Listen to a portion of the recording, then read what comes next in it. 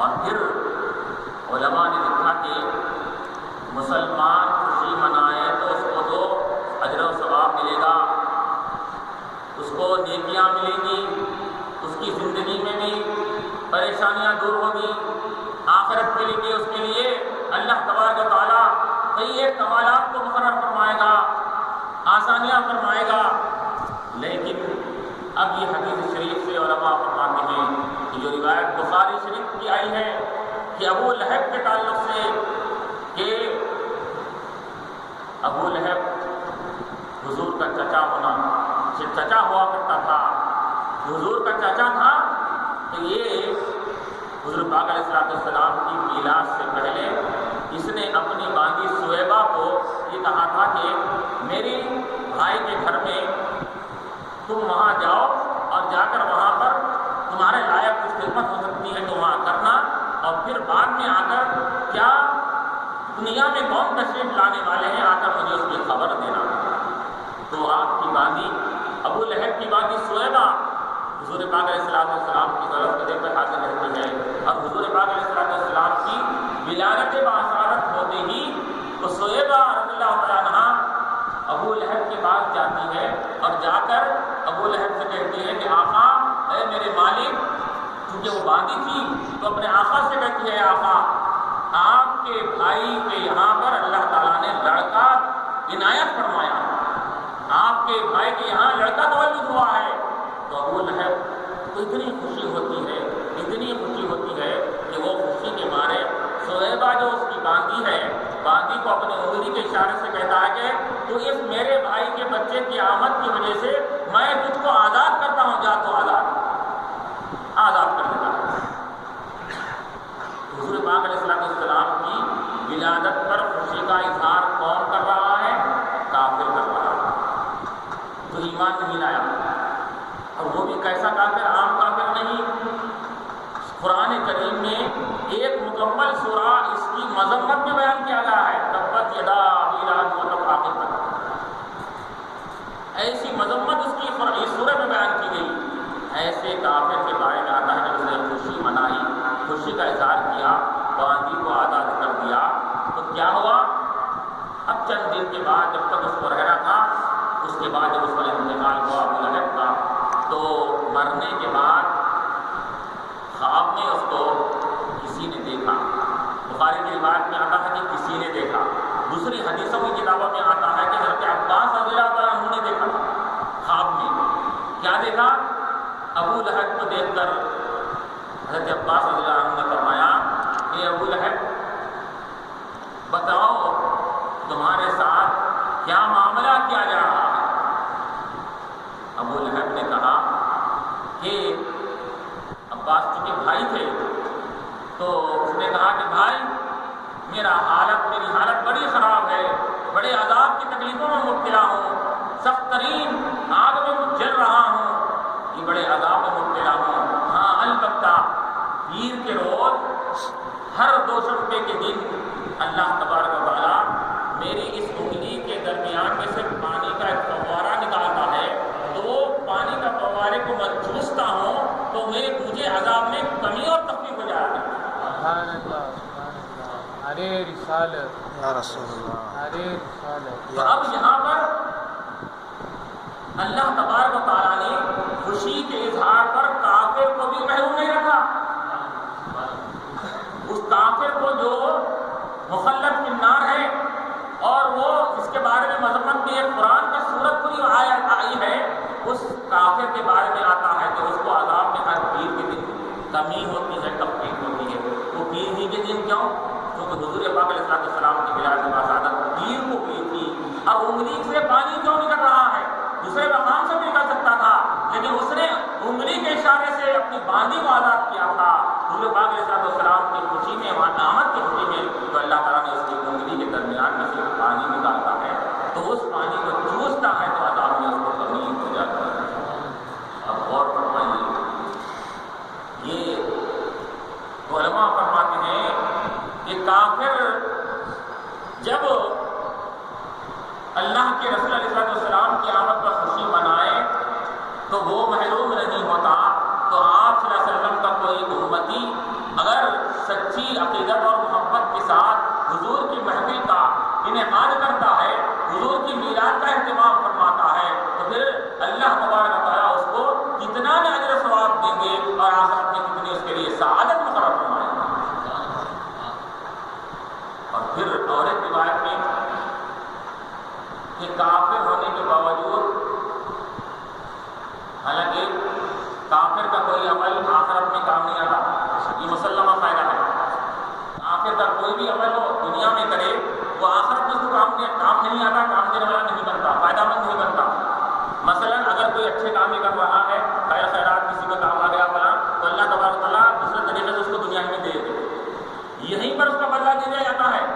آخرت میں اس کے لیے اٹھا کر رکھا نہیں جاتا کافر کو۔ لیکن اب دیکھیے یہاں ابو لہب کا یہ معاملہ ہوا، اور ابو طالب جو حضور کے چچا تھے ان کے ایمان کے بارے میں اختلاف آیا، اگرچہ کہ بعد نے کہا ایمان لائے تھے، خاموشی کے ساتھ بعد نے کہا کہ ایمان نہیں لائے تھے۔ تو کسی نے حضور سے سوال کیا ان کے وصال کی بات رکھنے کے بعد کہ یا رسول اللہ صلی اللہ علیہ وسلم، ابو طالب آپ کے وہ چچا ہیں جنہوں نے آپ کی بڑی خدمت کی ہے، آپ کو بچپنے میں آپ کے لیے بڑے ان کے احسانات بھی ہیں اور آپ کے ساتھ انہوں نے بڑا سلوک کیا ہے، تو آج ان کا اس کے بدلے میں ان کو کیا جزا دی جا رہی ہے؟ تو حضور پاک علیہ السلام فرماتے ہیں، یہ بھی بخاری کی روایت ہے، حضور فرماتے ہیں کہ ابو طالب کو اللہ تبارک و تعالیٰ نے جہنم کے عذاب میں سے کمی کر دی، کیونکہ انہوں نے میری خدمت کی تھی، میرا لحاظ رکھا تھا، مجھ پر کچھ احسان کیا تھا، مجھ پر شفقت کی تھی، میرے بچپنے میں کفالت کا بظاہر انہوں نے ذمہ داری لیا تھا، تو میرے سے ان کا تعلق تھا اور میری شفقت سے ان کا تعلق تھا، تو اللہ تعالیٰ نے ابو طالب پر سب سے کم جہنمیوں کا عذاب ان کے لیے رکھا، بالکل معمولی سا، یعنی کہ ان کے پیر کے نیچے تھوڑا سا عذاب کا اور آگ کا کچھ حصہ دیا گیا ہے، اور جس کی وجہ سے اگرچہ کہ اوپر اس کا کچھ اثر ہوتا ہے، لیکن دوسرے کافر کو پورے مکمل جسم کو جلایا جاتا ہے، لیکن ابو طالب کے بارے میں حضور نے فرمایا کہ اللہ تبارک تعالیٰ نے ان کی میری شفقت کی وجہ سے، خدمت کی وجہ سے اللہ تعالیٰ نے ان کے عذاب میں بھی کمی کر دی۔ تب غور فرمائیے، کافروں کو بھی حضور کے ساتھ جو عمل کیوں کرتے ہیں، حضور کی خدمت، حضور کی شفقت، حضور کی آمد پر خوشی کا اظہار کرنا، یہ کافر کا عمل بھی اللہ تعالیٰ رائے گا نہیں فرماتے ہیں۔ حضور اللہ تبارک و تعالیٰ یہ نہیں دیکھتا کہ عمل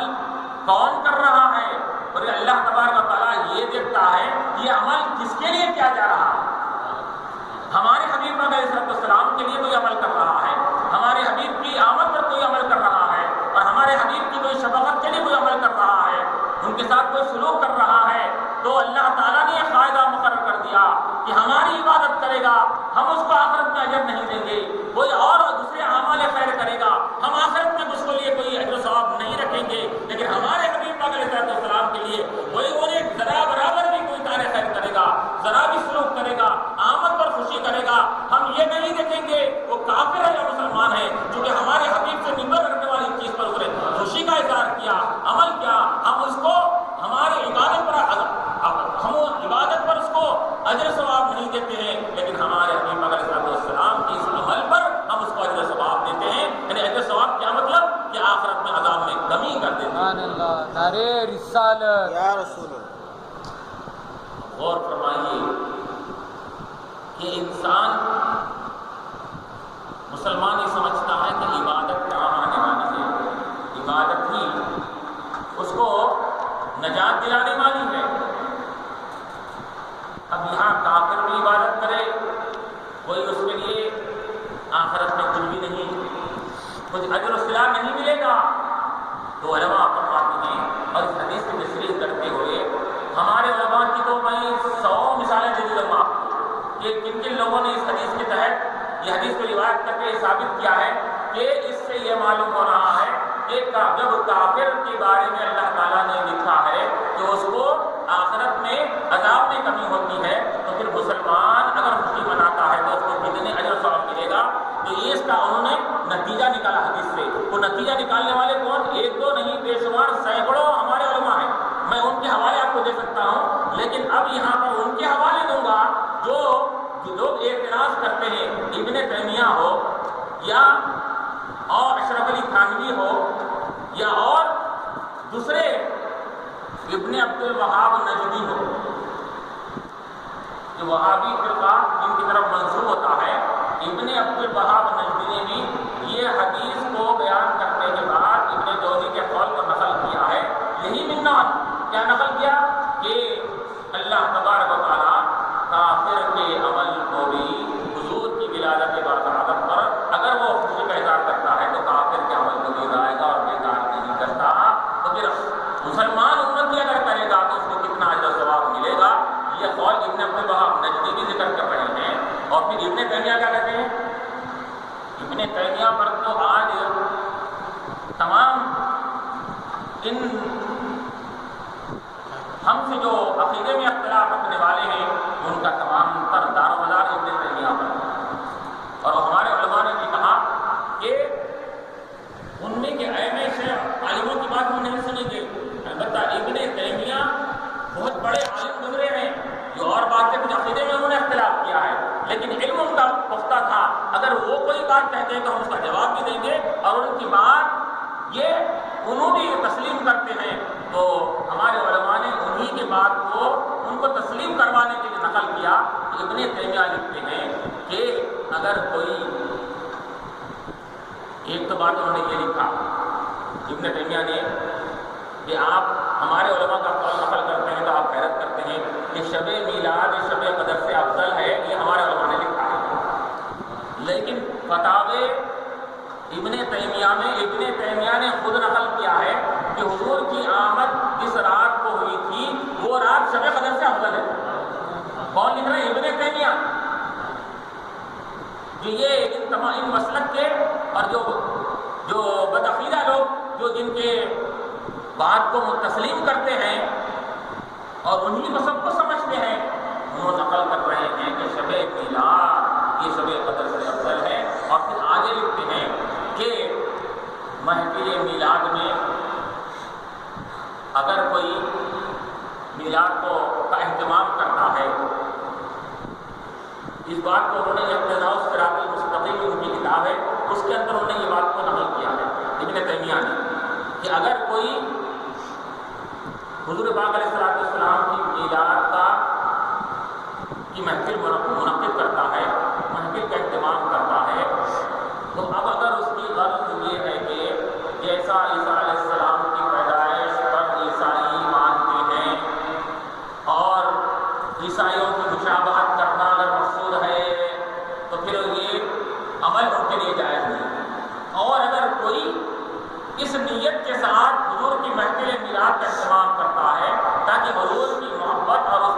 کی عظمتوں میں اضافہ ہو اور حضور سے اپنی وابستگی کو زیادہ اور مضبوط کرنے کے لیے اگر اس بنیاد پر اگر کرتا ہے تو ابن تیمیہ لکھتے ہیں کہ یقیناً یہ محفل میلاد کا اس غرض سے کہ حضور کی محبت میں اضافہ ہو، حضور کی عظمتوں میں اضافہ ہو، اگر اس کی خاطر اگر محفل میلاد مقرر کر رہے ہیں تو یقیناً وہ محفل اجر و ثواب کا ذریعہ بن جائے گا۔ اب بتائیے ہماری محفل میلاد مقرر کرنے کا مقصد کیا ہے؟ میلاد کے لیے اہتمام کرنے کا ہماری غرض و غایت کیا؟ یہی تو ہے تاکہ حضور پاک علیہ السلام کی محبت دلوں میں بیٹھ جائے،